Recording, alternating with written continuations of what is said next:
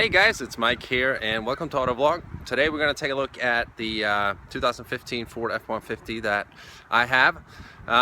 We've had it since May of 2015. It's January 2016 now. And as many of you know, we've been on a couple trips with this truck here. If you watched the previous videos and been a subscriber for a while. So what we're going to do is an owner's review, pretty much a 9-month owner's review, I guess. We put 17,200 miles on it in that time because we've been around. So we're going to talk a little bit about how we've experienced the truck and how it's been treating us, and you know, how we like it, pros and cons, that kind of thing. Let's go take a look at the truck here. Alright, so first off, what we're going to do, the truck is absolutely filthy, so we will be going and cleaning the truck a little bit here. I'm going to move this bag. As you can see here, stepdaughter sits back here and she eats a lot of crackers. So we're just going to go clean the truck up a little bit here and continue the video.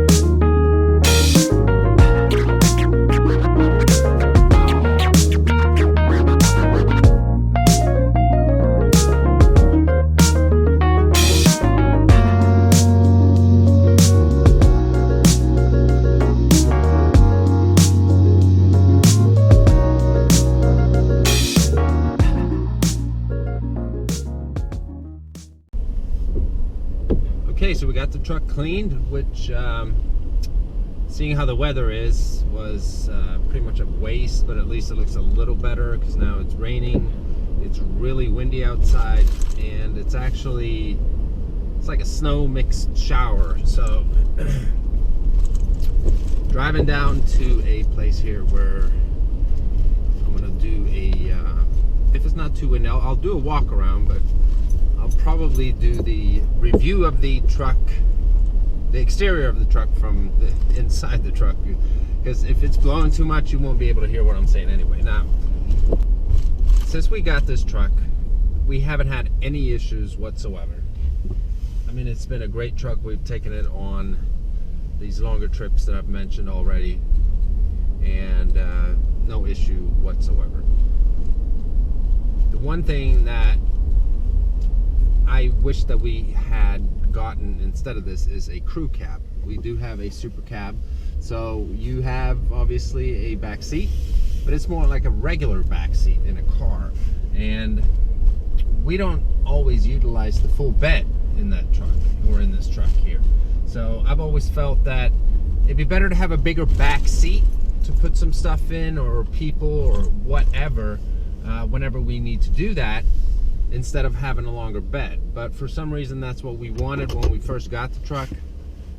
We wanted the longer bed, so we went with an extended cab, a super cab in Ford language, which, I mean, it works fine, but whenever we upgrade from this truck, it'll definitely be a crew cab. So that's something that I've learned. I mean, and it's different from person to person, but if you have, you know, if you have a family or whatever and you want more people in the truck, then I would definitely advise to get a crew cab. Now you can get a crew cab with a 5.5 foot bed, which is the most common when it comes to a full 4-door half-ton truck, and you can get the crew cab with the 6.5 foot bed, which this one has, although it's not a crew cab.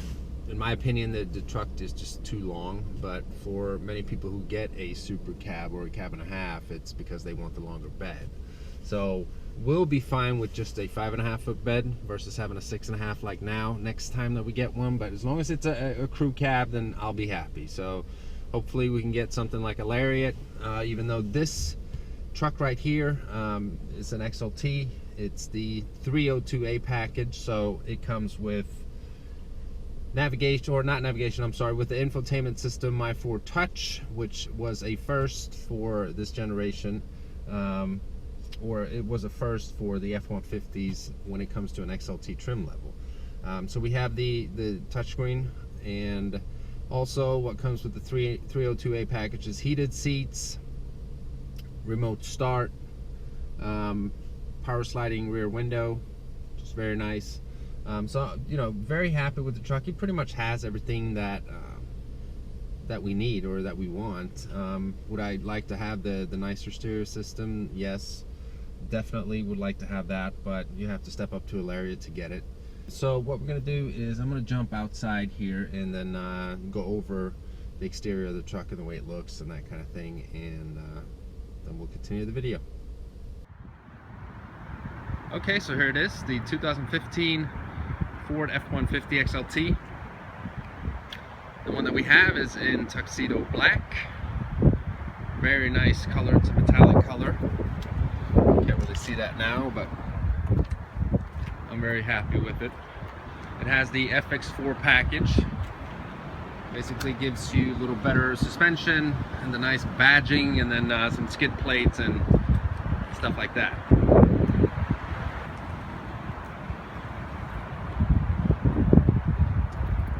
Backup camera, backup sensors. An XLT F150 does not come with the power assisted lift gate, but it does unlock from the key fob. As I mentioned, 6.5 foot bed. For some reason we haven't gotten a bed liner in here yet, but that'll probably happen as well.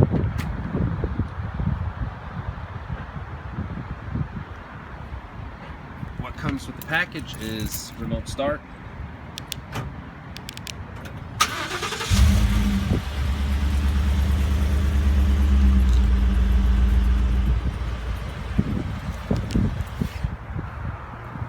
and a nice rumble from the V8.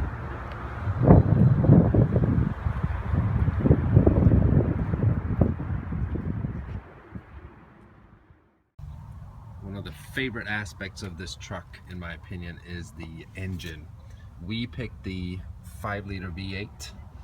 It's got 385 horsepower and 387 pound-feet of torque. And I will have to say that this engine performs perfectly. It never skips a beat. It's got great power, great torque, and it sounds awesome. So that is probably my favorite part of this whole truck, is this engine here. That's the chrome package, which is a nice look. I do like it, but I would probably go with, if I went with an XLT again, it would be the sport package, so you get more of the blacked out grille. Like I said, chrome, I mean, it's nice looking, but I like more of the black look. Let's see here, hop inside the trunk.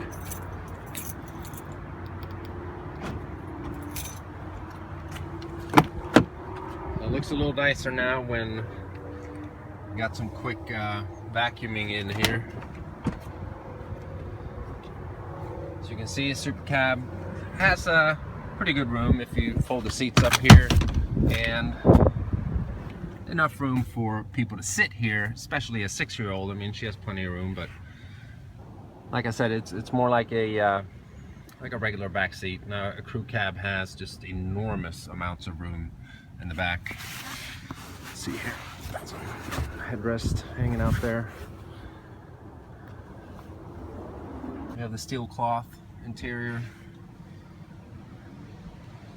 infotainment system, heated seats right there. You have 2 USB ports, auxiliary cable, and SD card holder, 12 volt. And also part of the 302A package is you get a AC outlet,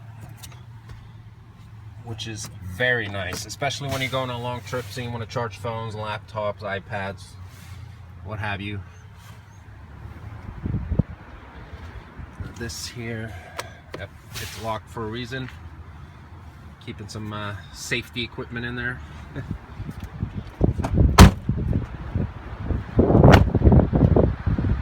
Alright, as I said, it was going to be pretty windy here, which it is.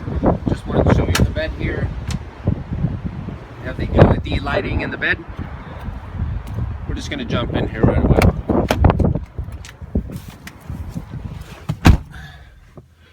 There we go. I hope you guys can hear me better here. Let's start it up.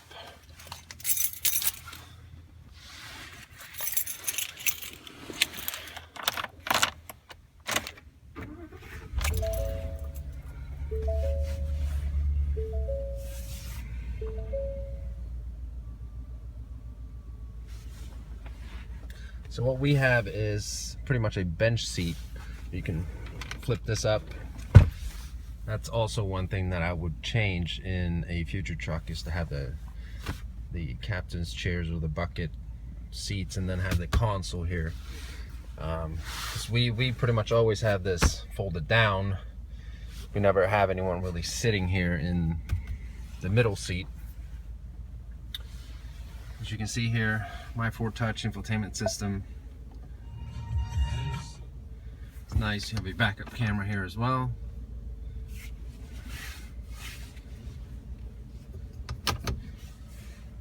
Comes equipped with a snow plow mode, which we will never use. Basic buttons here for traction control and that kind of thing. So you can see here, here's one of the trip meters that we haven't reset for the past 9,000 miles. So what we're averaging the past 9,000 miles is 17 miles per gallon. And we've used 528 gallons of fuel, for anyone that's interested in information like that. Just to show you here, you got all kinds of information, digital speedometer, tire pressure, and got to change the oil here soon.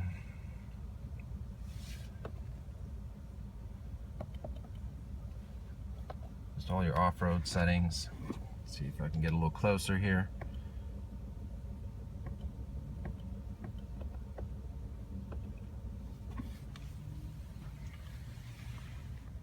Everything is accessible from the steering wheel.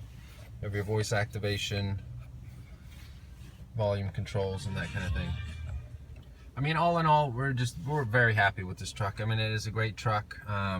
Like I said, we haven't had any real issues with it. I forgot to show you that while we were outside, but the tires still good. They're more than half.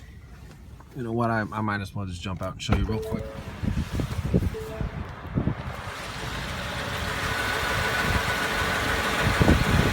Plenty of tread there.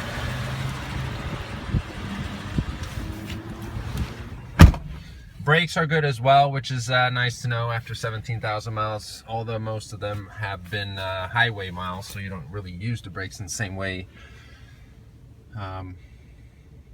If we had done more of the city driving, but it's just very, very good to know if you're someone that's considering getting one of these trucks. And just the wear and tear situation. One thing that the lady of the house does not like is that these vanity mirrors do not have lights on either side. Got a bunch of crap here.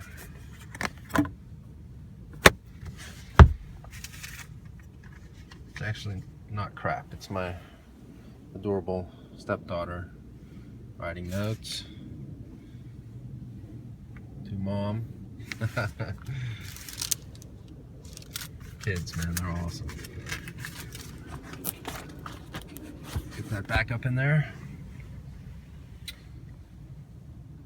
So one of our trips here, she picked up one one of these things, pretty cool. At a it's like an Indian reservoir type little store that she found, so I can't remember where we were.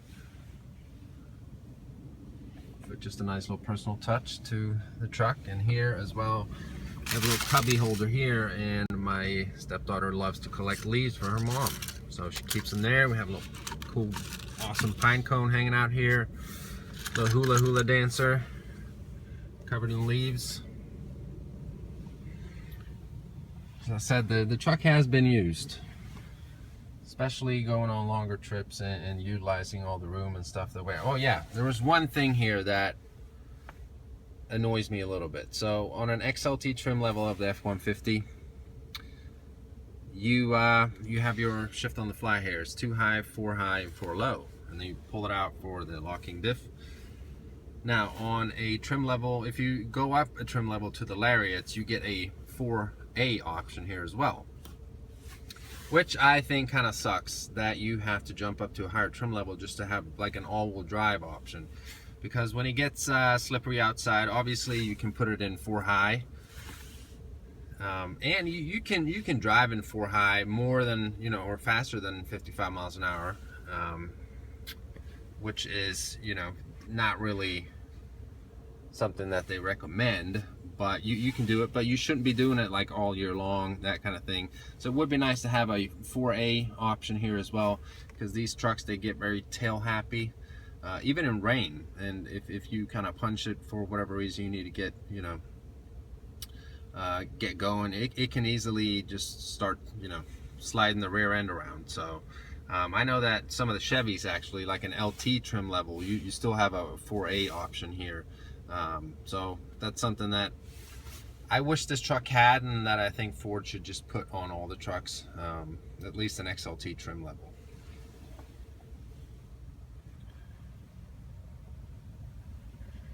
The title of this video says 2015/2016 Ford F-150, and the reason why I put that there is because from 2015 to 2016, I mean, not much has happened. One thing is though that the infotainment system is now Sync 3. It's not my Ford Touch anymore, so I actually have a separate video where I do a tutorial or a review of the new infotainment system. So, you know, I wanted this video to be relevant for, you know, the person that might be looking at buying a 2016. So, and you get the if it is equipped, it is an optional equipment or optional feature where you have the trailer backup assist. So basically a button that sits here that will control your trailer if you have one. Basically it'll steer it for you. So that's one feature that's new for 2016. But otherwise, not much has changed between 2015 and 2016. I mean, the major change in the F-150s was for the 15 model year, where they came out with the new redesigned exterior and interior, and also the aluminum body and bed. Now, one thing that happened during our little trip that people should know is the, let me see if I can show you here, it's the My Key feature. Let's see, where is that? So what ended up happening was that, yeah, here it is. What you can do with every Ford, actually, because this is a standard feature, you can program one of the keys to, let's say you want to let your kid drive the car or whatever. You can set one key to restrict certain features in the vehicle, like the stereo. You can't turn it up all the way, and you can't go faster than, say, 60, 70, or 80 miles an hour. So what ended up happening was that it was accidentally set. My wife was messing around with the features and set it, and then she didn't have the second key with her. So when we were going, or we didn't have the second key with us. So when we were on our long trip there, driving back from Arizona, we could only go 80 miles an hour the whole way home, which sucked, because when you go I-90, I think it was, I get confused, but I think it was I-90 that we ended up going, because we went up to Yellowstone, and then we went straight east home to Pittsburgh. I mean, I-90 is 80 miles an hour the whole way for, like, I'm not kidding, it's probably 2,000 to 3,000 miles 2500, something like that, and you know, you want to go 90 miles an hour or something like that, you know, speed it up a little bit, we can go more than 80 miles an hour, and we couldn't turn the stereo up more than half. So that can be an extremely annoying feature. I would advise people to not really mess around with it.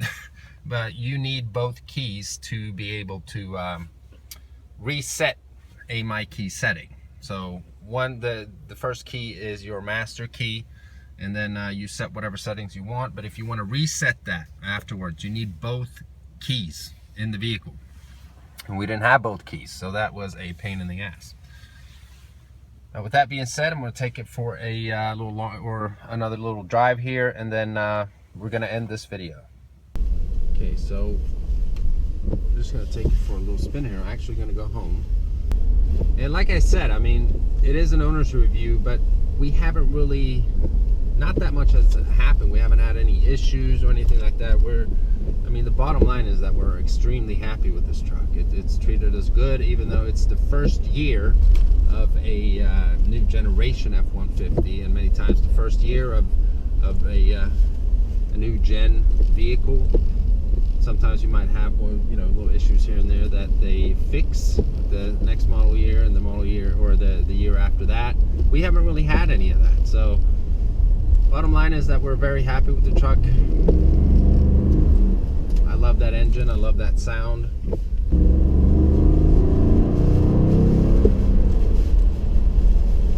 Versus going with an EcoBoost, which is an awesome engine. I love that engine too, and it does sound good from sound enhancements and stuff inside the truck. But with the V8, you don't have to mess around with it. I mean, it's just pure, natural.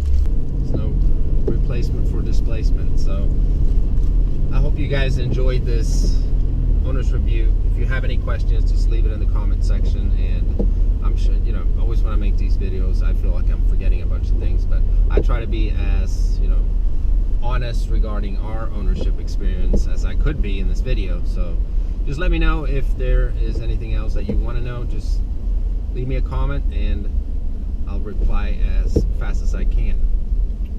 And as always, thank you so much for stopping by.